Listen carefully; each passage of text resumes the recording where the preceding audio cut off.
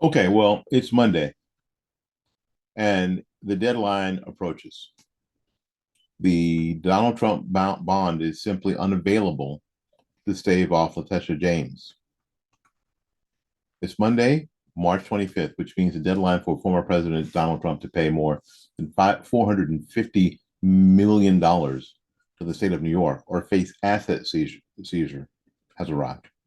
Trump was ordered to pay the amount after a lawsuit from New York Attorney General Letitia James, who proved no victims or illegal behavior outside of the courtroom of zealous Democrat judge Arthur Engoron. Engoron, there you go. James proved no fraud, and there were zero victims in the case. The judge handed down the cost of the payment 1 month ago, and James said that she is prepared to seize a number of Trump's assets if he doesn't come up with the cash. Trump Organization Executive Vice President Eric Trump gave an update yesterday or Sunday about the bond being impossible to obtain, despite decades of the businesses not only repaying loans on time, but making banks money. A $500 million bond is simply not commercially available. The 30 largest bonding companies in the United States have never seen a bond close to this size for anyone, let alone a private company.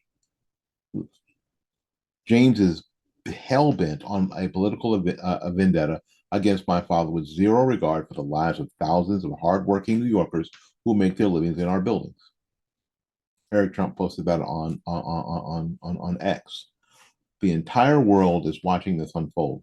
The notion of seizing properties owned by the former president of the United States and frontrunner for president in 2024, properties belonging to a company that has never missed a payment, never been in default, never breached a covenant, built American skylines, has repeatedly made banks hundreds of millions of dollars while employing thousands of hardworking New Yorkers, is shattering the trust of not only New York, which is fragile at best, but the entire legal system of the United States.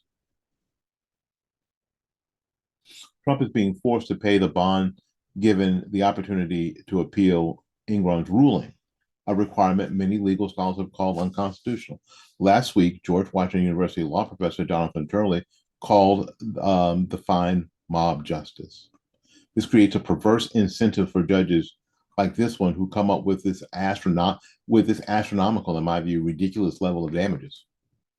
Turley said in an interview with Fox and Friends, basically his position is in order to get other judges to look at the case, you've got to come up with basically $500 million just to appeal.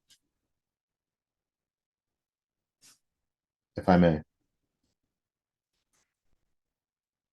Yeah, this is happening to Trump. But do not think this won't, I mean, this can't happen to you at this point, because a lot of our legal system is based on legal precedent, things that have already happened, that have gone through without being stopped. Turley continues, many people look at this as a type of almost mob justice. The attorney general ran on bagging Trump, get Trump mentality. All the other stuff is immaterial. She ran on getting Trump, just like Fani Willis.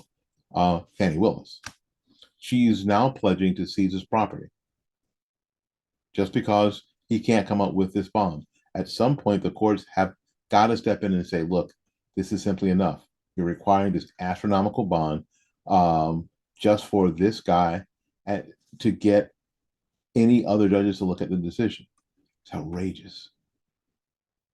The payment for deadline is at 4 o'clock this afternoon, Eastern Daylight Savings Time. We'll be back later.